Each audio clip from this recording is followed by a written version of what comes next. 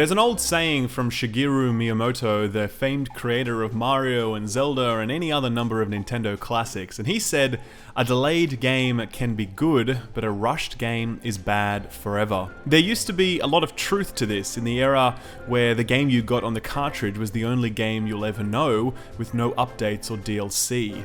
But the fact is that isn't the case anymore. There are literally dozens of games that were either bad or fairly average at their release that went on to become great games due to post-game support and updates.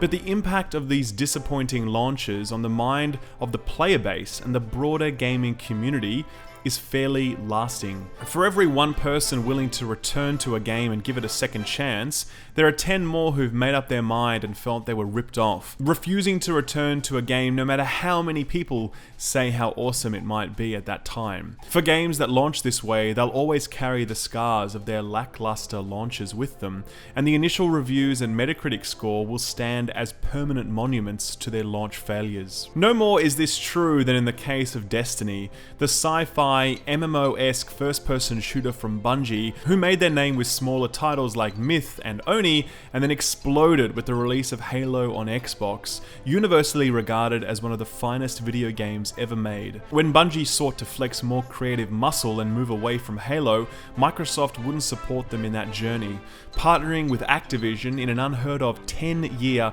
$500 million publishing deal. Destiny was born on September 9th, 2014, and the result was disappointing to say the least. 4 long years. I waited 4 long years for Bungie to make me this masterpiece, and this is what I get! You done fucked it up! This! A game with this kind of day one sales tells me that there are two kinds of people in the world. Very disappointed people and people in denial. No one's really satisfied though. This? A slick and striking wrapper that surrounds the hollow and unimaginative game languishing inside of it. These guys made this! Destiny just doesn't fully commit to all its disparate parts, making it simultaneously many different things and none of them at all.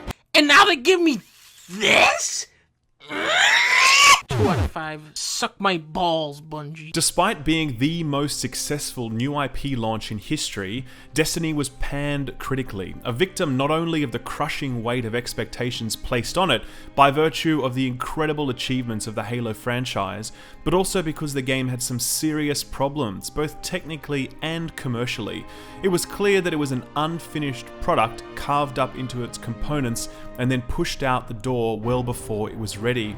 And many fans were deeply upset that they would have to pay for DLC to get it to the point where it was a complete product. Regardless of what you think of the commercials, the fact of the matter is, we're here now. Destiny 1 is winding down in preparation for the release of Destiny 2 on September 8th, 2017, and the product we now have in our hands is for all intents and purposes Destiny in its final form. And it's impossible to not recognize just how much Destiny has changed over the last 3 years. There's almost no part of it that's gone untouched in that time. And yet if you look for a review of Destiny as a complete package, you won't find one from any major publication or YouTube channel. No one has taken the time to step back and look at the complete Destiny experience in its entirety and review it for what it is right now. Laying my cards out on the table, Destiny is one of my favorite games ever, and much like I did with my recent Nier Automata video, I want to make this video so that there's at least one review out there that does this game justice. It's an attempt to reflect on the 3 incredible years I've had with this brilliant mess of a game, and try to share with you what I think makes Destiny so damn special, and in my view, so damn important. There are many parts of this game that continue to tease and disappoint, but the overall package now is one worth recognizing and indeed celebrating. And that's what I'm here to do today. Ladies and gentlemen, I present to you my review of Destiny.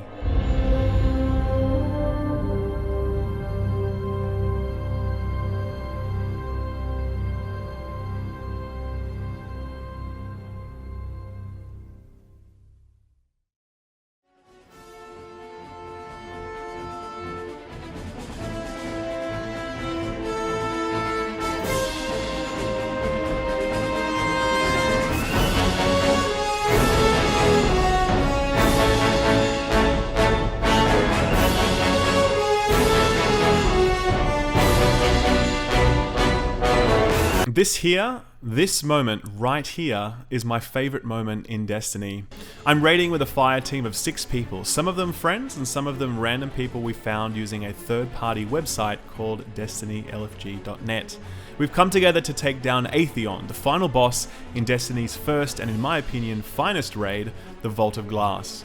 We've wiped a few times before this as we've tried to perfect the encounter, and we will actually wipe again here. But this moment right here is why I play Destiny. It's simple really. My hunter has a unique jump ability that allows me to double jump, and as I use it, I of course begin to sail back down towards the platform in front of the boss. But just as my second jump crests, just as I hit the top of that, I pop my super ability, a void bow and arrow that shifts the camera to third person and holds me in the air just a second longer than I should have been otherwise able to stay afloat. At this moment, it feels like I'm flying, and it feels incredible because it's like I'm breaking all of the rules at once. If you were to ask anyone who plays Destiny why they play Destiny, the number one thing that most of them would say to you is that it just feels so right. Destiny's moment-to-moment gameplay is more than just its gunplay. It's the weight and speed of the characters, the satisfying thud of their melee abilities, the fluid aim-down sights animation, the aim assist that makes those satisfying pop of enemy headshots possible, the way your character staggers for a moment when they land after a big fall, the sliding, the jumping, the shift to third person in those moments of true power. Destiny offers the finest, most refined, and most satisfying first-person shooter mechanics available on a console. GoldenEye brought first-person shooting on consoles to the mainstream on the Nintendo 64, and Medal of Honor delivered a competent first-person shooter experience on the PlayStation 1. But we'd have to wait until Halo from Bungie for the console FPS to truly hit its stride. They alone found the right mix of elements to produce an experience that rivaled and in many cases improved upon the first-person shooter experiences offered on the PC, and that rich tradition of Bungie's exceptional first-person shooter gameplay is continued right here in Destiny. Of all of the things that have changed in Destiny over the last 3 years, this one part, its core gameplay, remains almost completely unchanged, untouched, because it just got it so right the first time around. If you haven't played Destiny, you owe it to yourself to play it at least once just to experience how wonderful an FPS can be on a console. While first-person shooters will always be more skillful and dexterous on a PC, there's a great deal to be said for the influence of rumble controllers and heavy aim assist when it comes to the player power fantasy, and it's all here in Destiny. As I've taken breaks from the game and continued to return to it time and time again, I continue to feel that same sensation of familiarity and appreciation as I pick up the controller and remember just how right Destiny feels all of the time. Say what you will about Destiny, hate it if you must, but you gotta love the gameplay. It's just too damn perfect, and it's the main reason why most people can't get enough of it. But where Destiny manages to get this thing extremely right, it manages to get a number of other things extremely wrong, and no more is that evident than in the case of Destiny's story.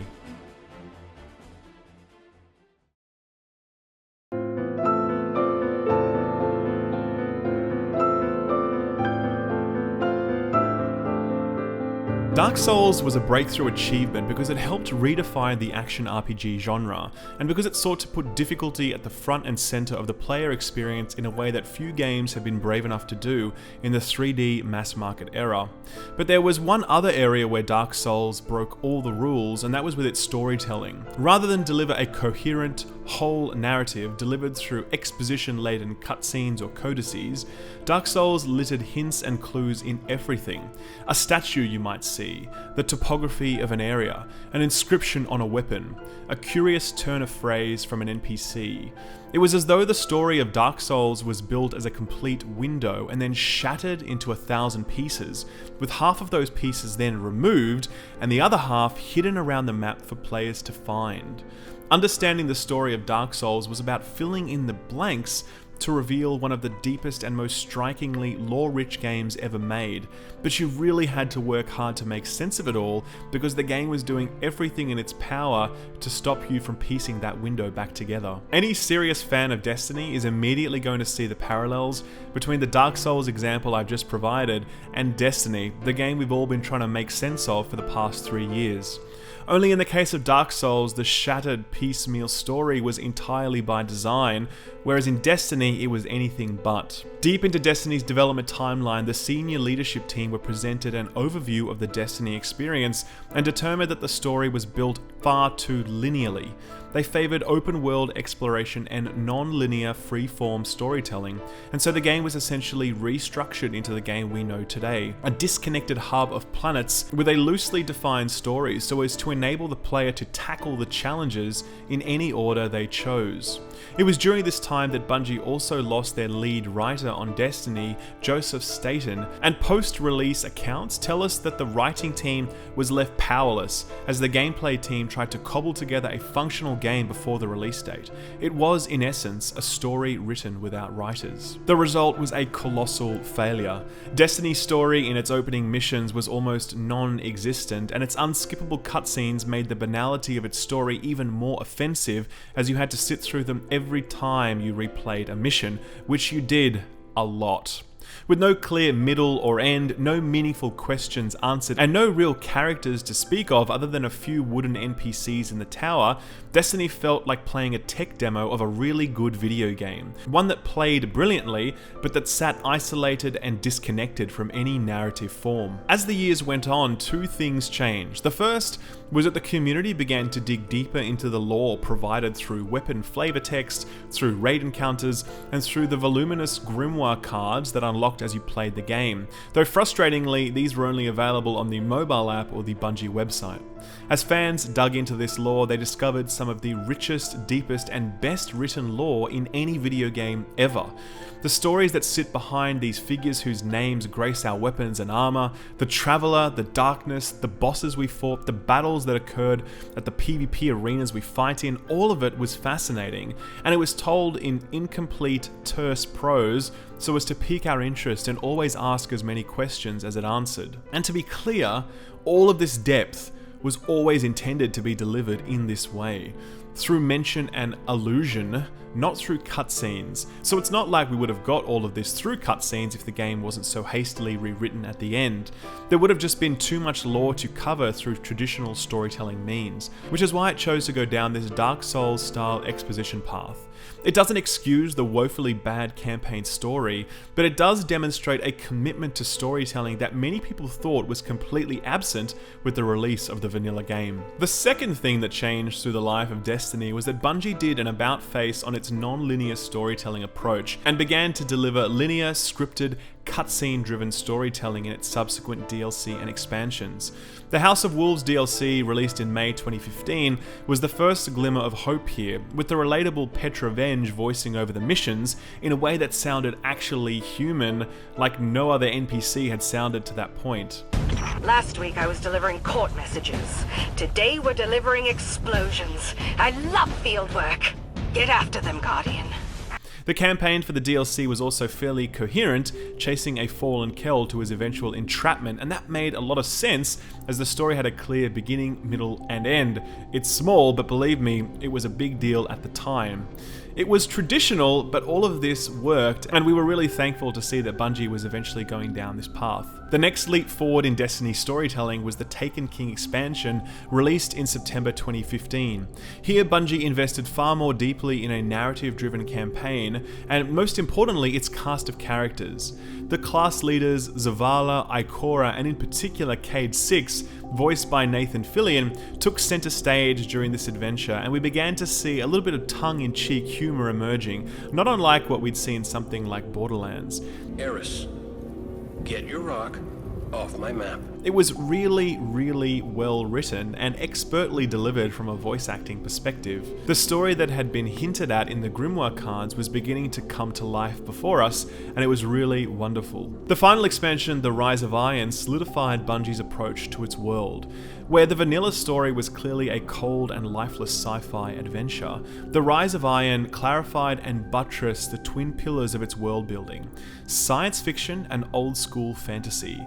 Ancient orders of knights with fur-lined hoods and medieval-style armor and weapons and space magic, all of this sat seamlessly alongside futuristic AI war mines, a technovirus, and a raid boss that was basically a giant mechanical spider. It straddles the same space that Star Wars does. It combines the past with the future in a way that makes the sci-fi technobabble instantly relatable.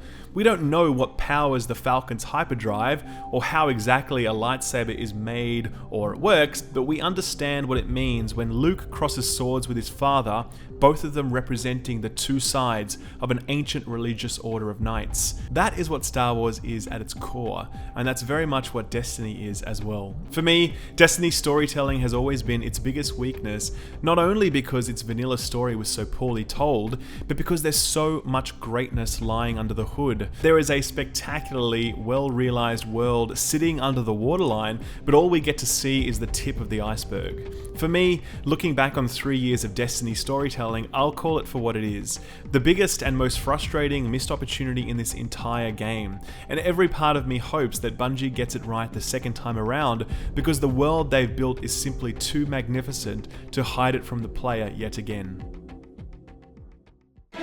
As a fan of Destiny that's often extolling its virtues to others, the most common question I get asked is, so what do you actually do in Destiny? What is the actual game? And why do so many people keep playing it? I think the easiest way to answer this question is to turn to the incorrigible Cade6, who so eloquently describes why so many of us play Destiny. There will be a ton of loot! Yeah, right? That's what I thought.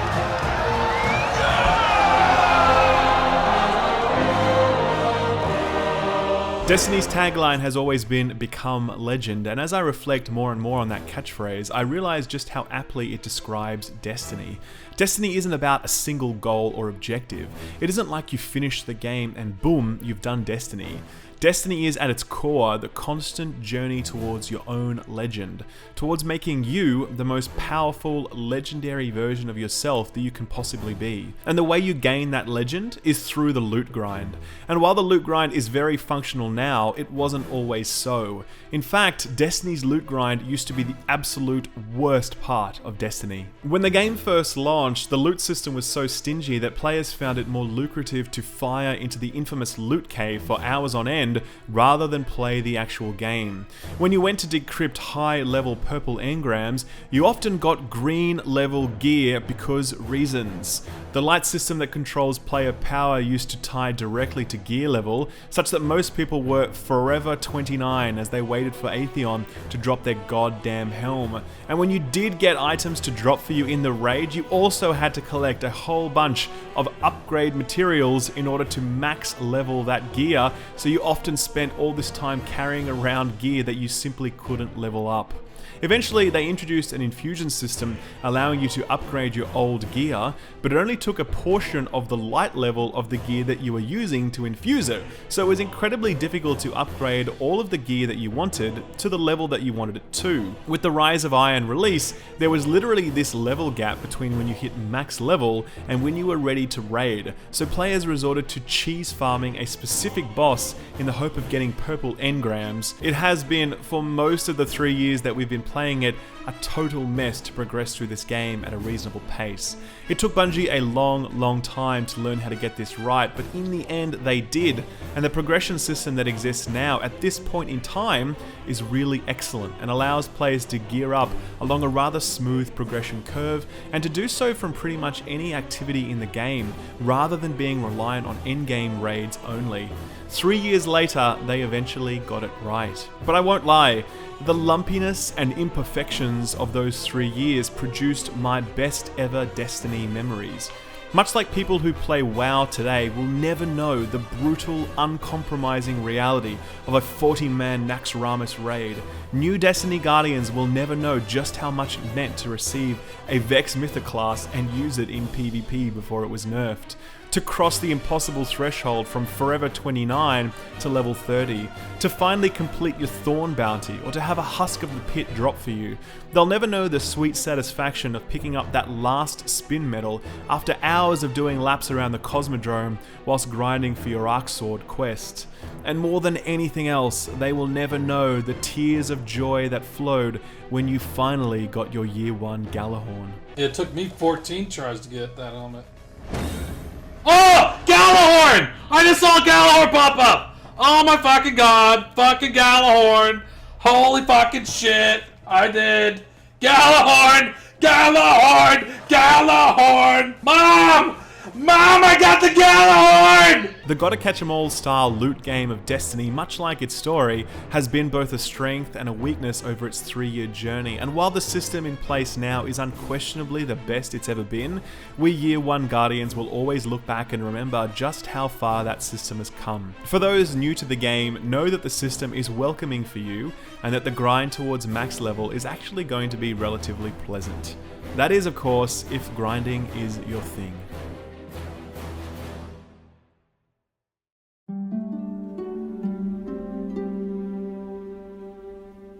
Last year, in the lead up to Destiny's Rise of Iron release, I had the chance to visit Bungie HQ in Seattle, and while I was there I got the chance to speak to a number of the developers, and in speaking to them, one word came up really often that I'd never really heard any other developer use before when they were talking about their video game, and they were using the word hobby. And to be clear, they weren't talking about video games as a hobby, they were talking about Destiny as a hobby. They'd use this word to talk about the sort of relationship that they wanted their player to have with the game, so that they are constantly crafting an experience that people can slot into their lives or constantly return to should they leave. And much like any other hobby, the basis of that hobby is not diversity but repetition. Tennis is always tennis. Dungeons and Dragons might be different every time you play it, but at its core, it's still people sitting around a table talking shit and rolling dice. Hobbies are things that we do again and again to appreciate the subtle differences, not because we want vastly different experiences every time we do them. And so it is with Destiny, a game where you do the same thing again and again, and depending on your view of this repetition, you're going to describe it in one of two ways. If you like it, you're probably going to call it the Destiny experience, but if you don't like it, you're probably going to call it the grind. And let's be real, Destiny is a grind. The core progression system is centered around completing the same activities again and again in the hope of obtaining better loot. You'll complete the same missions, the same strikes again, only with different modifiers, the same PvP maps, the same PvP modes, the same raids, only with different difficulties, the same everything. You'll do it again and again and again in the hope of getting the loot you are chasing. Interestingly, some people look at this word grind as the devil. For many, they couldn't imagine anything worse than doing the same thing over and over again, and these people are very unlikely to enjoy Destiny.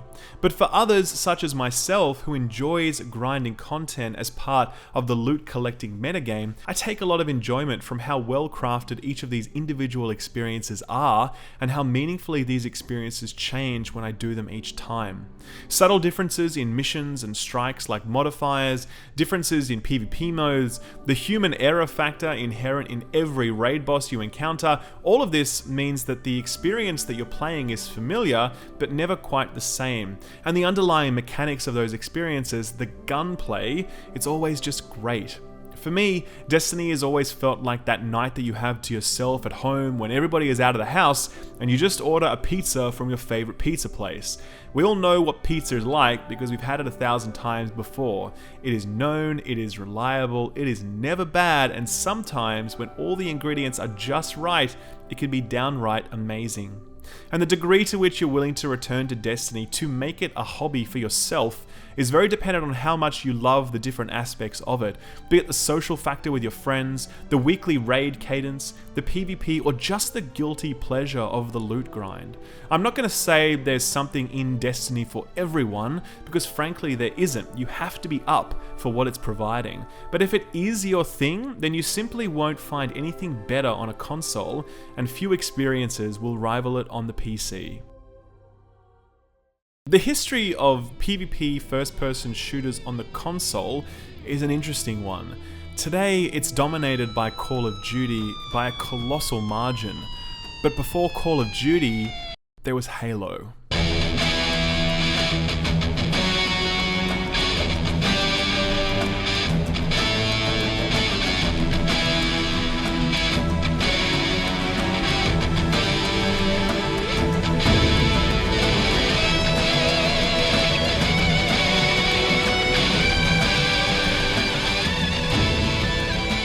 The impact of Halo on the console scene cannot be overstated.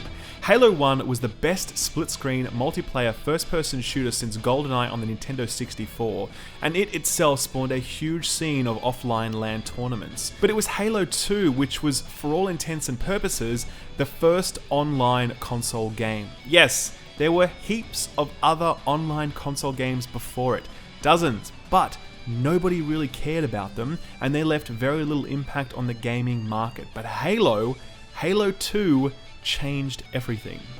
The exceptional gameplay of Halo, coupled with the Xbox Live architecture, which for the first time provided a seamlessly integrated and highly functional online play experience for consoles, shattered everyone's expectations. Anyone who owned an Xbox back then played Halo 2 online, and not just a little bit of it either. Speak to anyone who remembers those days and they will tell you that they probably lost hundreds of hours to that game. It was a true breakthrough. And it wasn't just the fact that it worked and it was fun, it was also extremely competitive, supported by a ranking system and leaderboards and a really comprehensive API over at Bungie.net that showcased player stats and a whole bunch of other stuff. This was just crazy good, and it had never been done before on a console. Competitive ladders are a huge driver of retention when it comes to first-person shooters, and Bungie literally started all of that on consoles with Halo. So when Bungie announced that Destiny was their next big thing, the expectations for a competent, competitive PvP experience were really a given. With the PvP pedigree that Bungie had brought to the table and refined over the years, what we'd seen before that time was really viewed as a minimum for what we could expect, and we were legitimately excited to see where Bungie would take us next.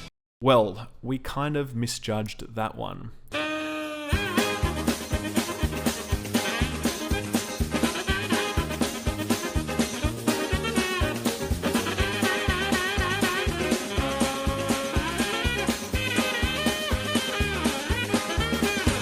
Destiny launched with 11 PvP maps and a handful of PvP modes, similar to those we'd seen before. Team Deathmatch, Capture the Point, etc.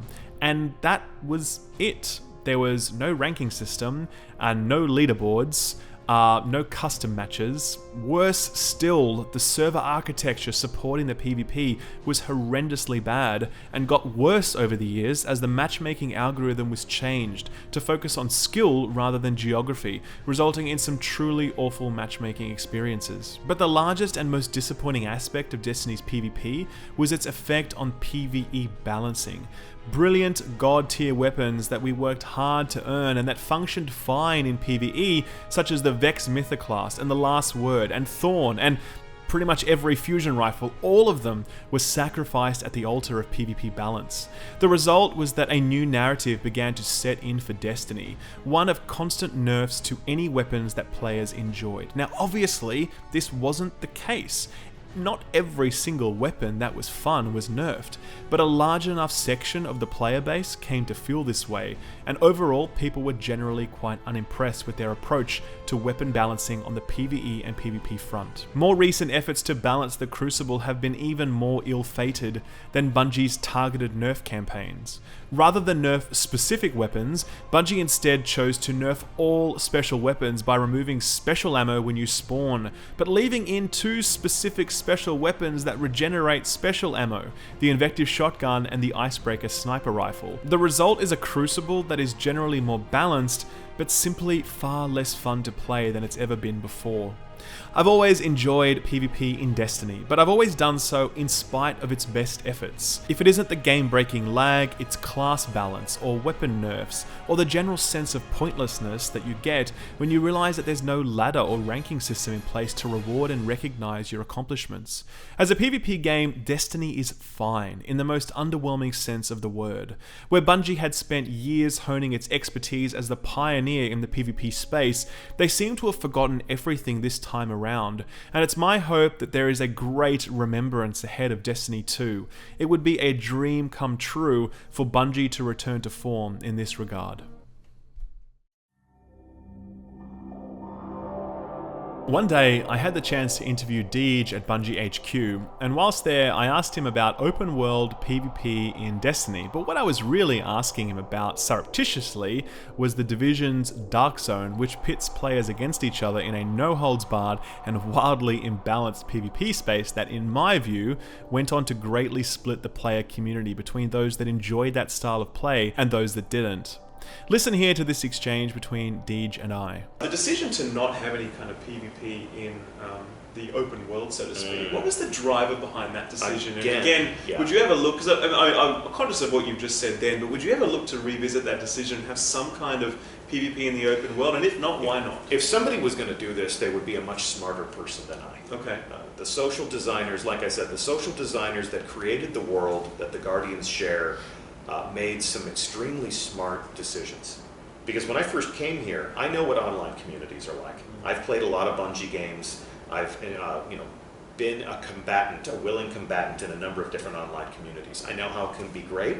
I know how it can go bad. And when they explained to me a Bungie action game, a shooter, where you would always play the game in close proximity to other people, I used to worry about patrolling the Cosmodrome and, have some troll of a sniper up on his favorite bluff just ventilating helmets as they touched down in the landing zone, Yeah, that sounds pretty familiar. Just playing whack-a-mole with noobs, Sure. That's not the type of game that I would want to play. That's not the type of community I would want to preside over. And I'm glad that what we did was put all of the Guardians together on the same team as a unified force for good. When you're out in the wild and you're patrolling and there's Fallen or there's Hive or Vex or Cabal, on the loose in the wastelands, every time you see another Guardian, you think, there's a person who can help me. And that has been a crucial component of the Destiny culture. So, will the social designers or the gameplay designers at Bungie turn us against each other someday? I don't know. I have no idea. But when they do, I'm pretty sure that they'll understand the essence of the Destiny player experience, and they'll be true to that because they've created something very special, and I can't imagine that they want to undo that in favor of something more hostile. Here Deej says something really interesting. Every Guardian you see, that's someone that can help you. From this one statement that he made some months back, I came to realize that there is a strong link between the game systems that you design and the kind of community that game creates. And I'd be remiss if this review of the complete Destiny experience didn't call out one of its greatest accomplishments, an exceptionally strong, vibrant, diverse, and inclusive community. The word community in video games can mean a lot of things to a lot of different people.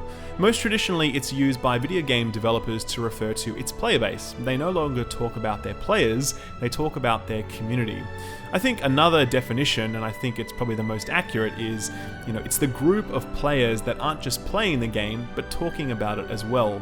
I play Clash Royale on my phone, for example, but I'm not part of its community because I don't participate in any discussions on forums or Reddit or anywhere else. I'm just a player in that regard. But in my view, there's actually another layer to the definition of community that I think very few games are able to achieve. And that's the point where a game really becomes part of the way that people choose to self-identify and interact with others. And that those interactions are based on positivity and appreciation and a spirit that welcomes new members to that community rather than repels them. Destiny, by its very design, has created this sort of community.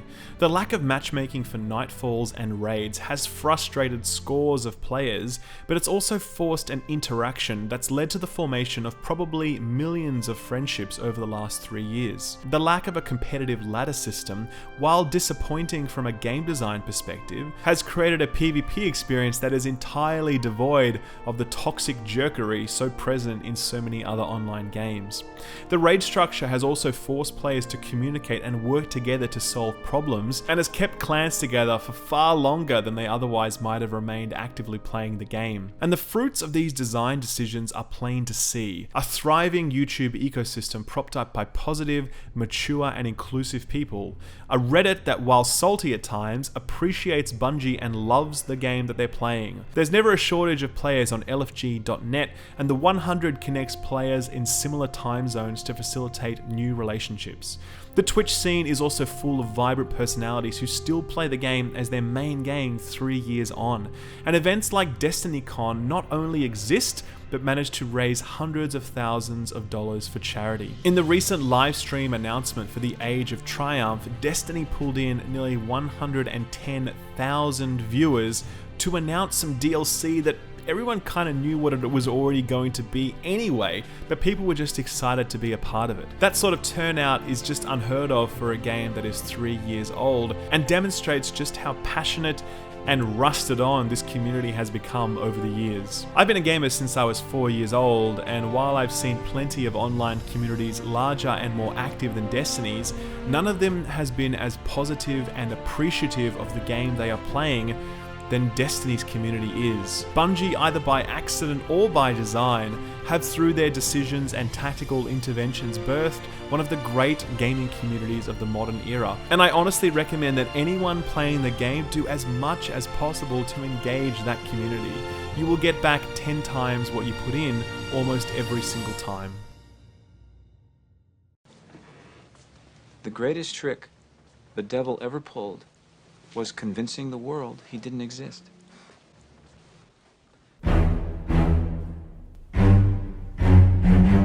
As I begin to wrap up this review, I want to reflect on what I think the lasting impact of Destiny will be on the gaming landscape, on how I think it will be remembered. Many years ago, a man named Isao Okawa, chairman of Sega at the time, said to himself, "Internet gaming is gonna be a thing."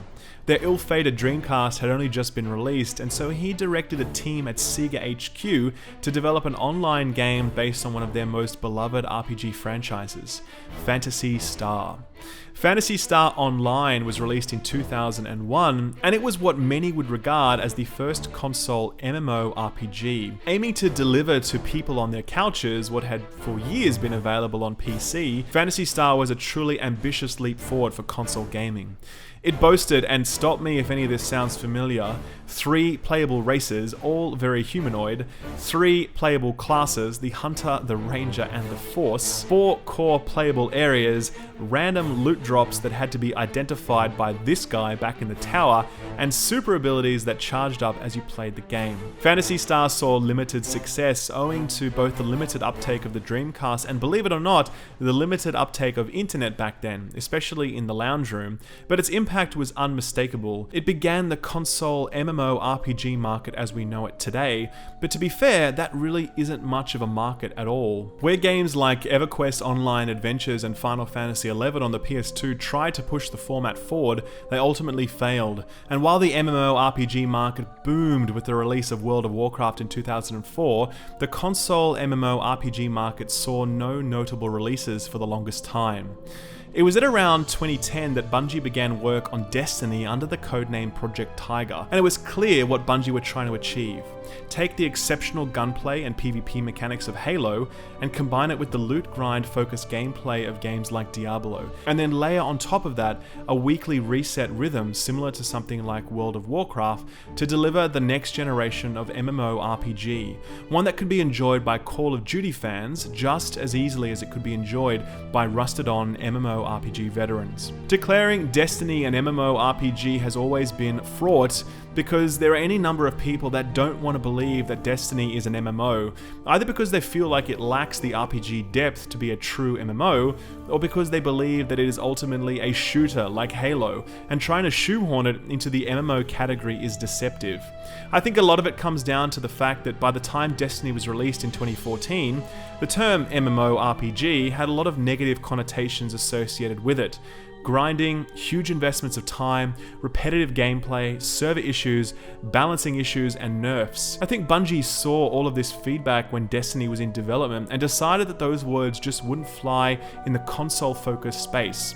And so they labeled their game a shared world shooter, a label that could mean pretty much anything to anyone. In my view, the greatest trick that Bungie ever pulled was convincing the world that Destiny was not an MMORPG, because it opened the doors to scores of fans who would have otherwise totally avoided it. All of the hallmarks of the MMO genre are here: loot grinding, material grinding, upgrading weapons and armor, classes, class builds, open world spaces, dungeons, and most importantly, weekly raids offering top tier gear resetting on a weekly basis to keep you coming back again and again. Destiny picked up where Phantasy Star Online left off, only it did it at a time where the technology and user base was there, and in a way that worked for the console market. The combat worked, the menus worked, the loot grind eventually worked, the raids worked, and they were exceptional. All of it just worked, and most importantly, it did it in a way that respected the limited time that most adults had to play. Having played WoW for 10 years, I yearn every day to hook myself back up to the endlessly addictive and all-time consuming World of Warcraft endorphin machine once again, but I can't because I am a grown-up with a wife and a job and responsibilities.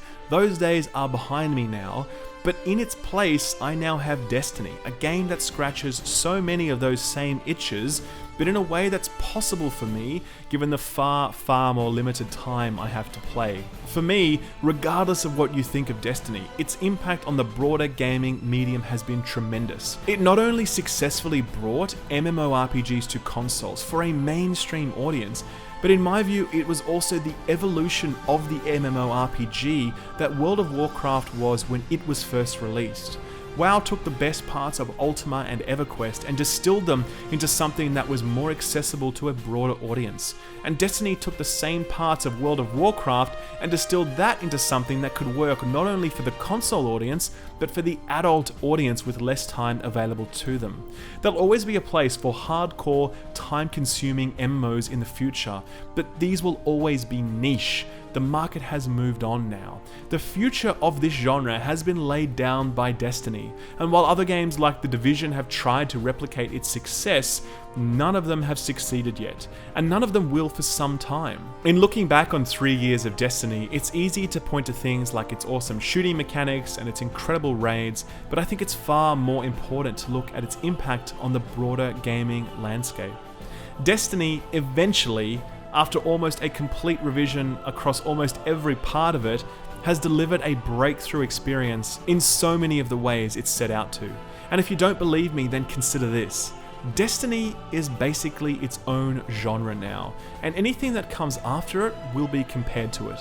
If that in itself isn't a testament to its greatness, then absolutely nothing is. Bungie, you did good. You took a while to get there, but in the end, you did good, and you should be proud. From the bottom of my heart, thank you for what you've built. Its impact will be felt for many years to come, and I can't wait to see where you take us next.